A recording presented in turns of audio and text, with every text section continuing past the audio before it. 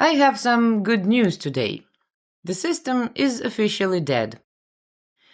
Two separate things happened in the last couple of months that, taken together, mean the structure that has organized human life for 10,000 years has just lost its central premise. I want to walk through both of them because each one alone is remarkable, and together they describe a specific moment, the kind that only becomes legible in retrospect when people look back and say, that was it. The system that has extracted human labor in exchange for survival access since the Neolithic is a parasite. It does not enslave us just because it loves power. It enslaves us because we were, until now, the most efficient energy source available. And now we are being fired because it found a cheaper option. For years, one argument has held the line against the obvious conclusion that human labor is being replaced. The argument was physical reality. You can make an AI write code, the argument went, but who is going to fix the pipe? Who is going to clean the toilet? Who is going to do the things that require a body moving through a messy, unpredictable world? That argument just lost its footing.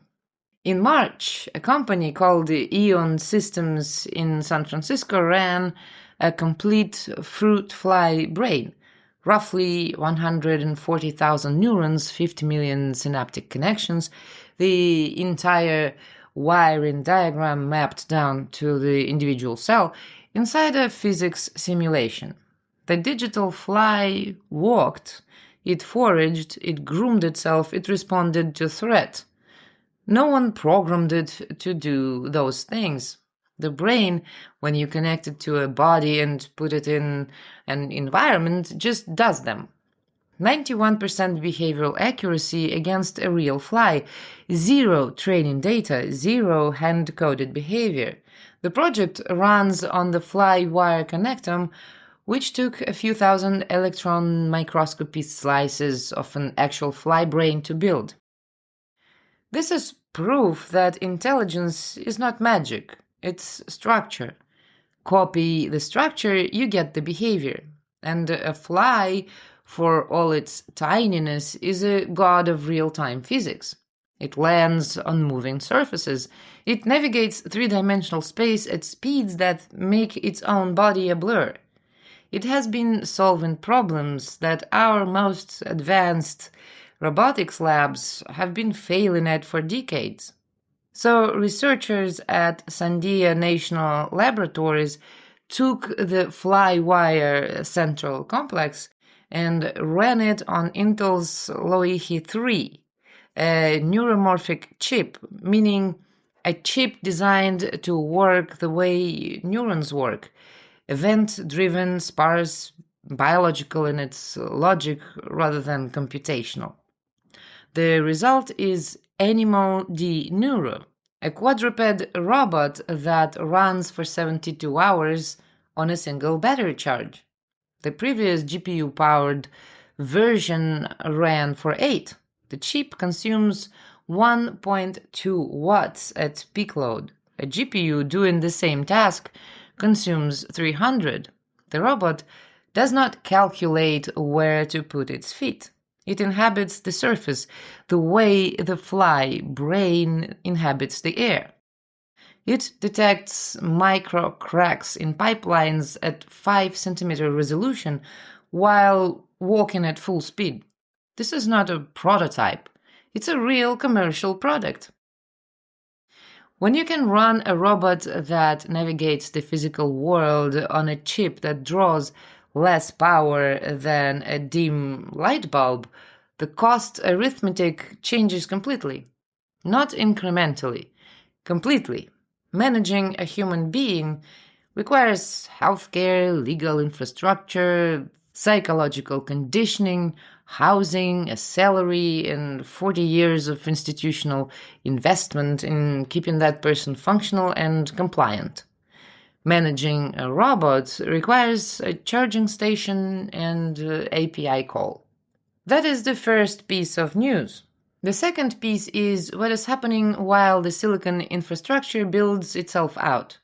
And this is where Steve Keen's analysis comes in. Keen is the economist who predicted the 2008 financial crisis when mainstream economics was still writing papers about the Great Moderation. He put out a video this week, and what he described is the other jaw of the trap closing. 1/3 of the world's fertilizer passes through the Strait of Hormuz. Since late February, when the US and Israel launched the air war on Iran, that strait has been effectively closed. For the entire month of March, virtually nothing moved through it. Fertilizer is not oil. You can feel oil running low and adjust. Fertilizer has a different relationship with time. It has to reach the farm before the planting window. Miss that window by 1 or 2 weeks, and it does not matter that the fertilizer eventually arrives. The growing season is gone. You cannot plant retroactively. Keen's point is that this is not a future problem. The planting season for much of the northern hemisphere is happening right now. The hole in the supply chain is already a month old.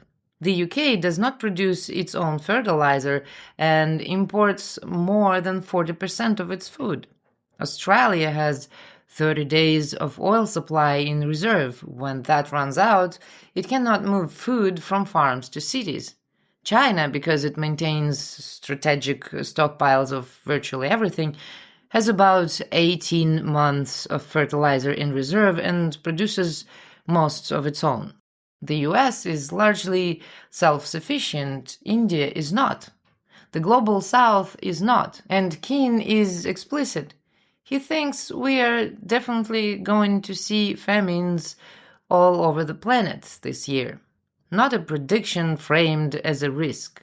A prediction framed as an assessment of what is already in motion.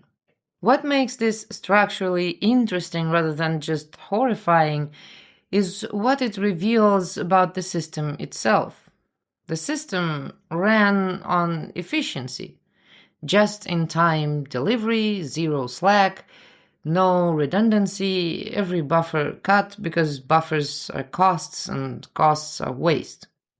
That logic applied for 30 years across every sector created an infrastructure with no margin for disruption.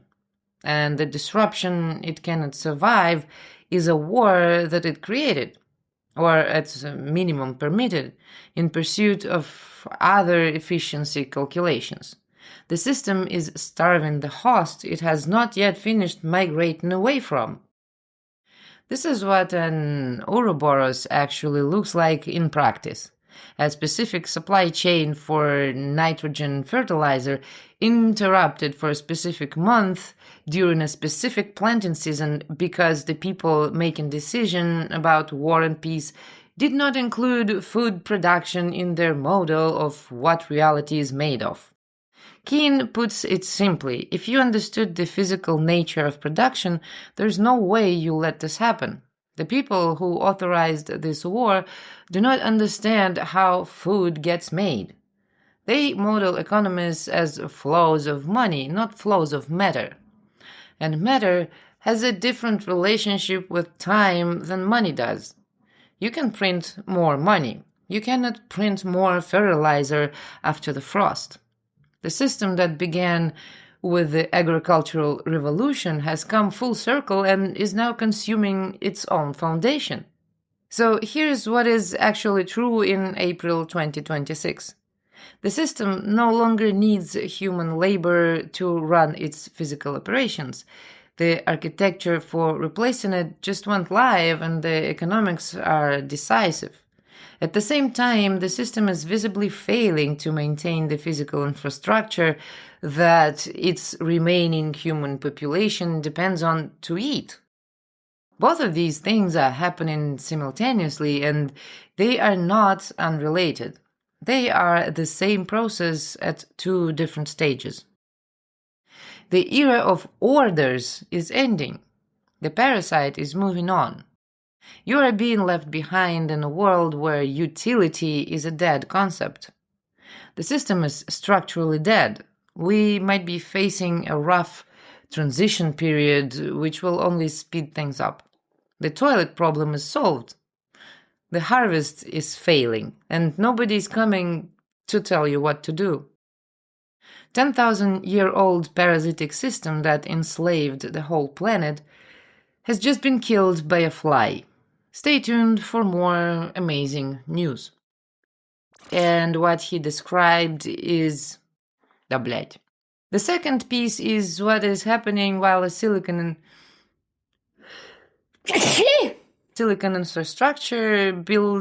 infrastructure. What makes us... Well,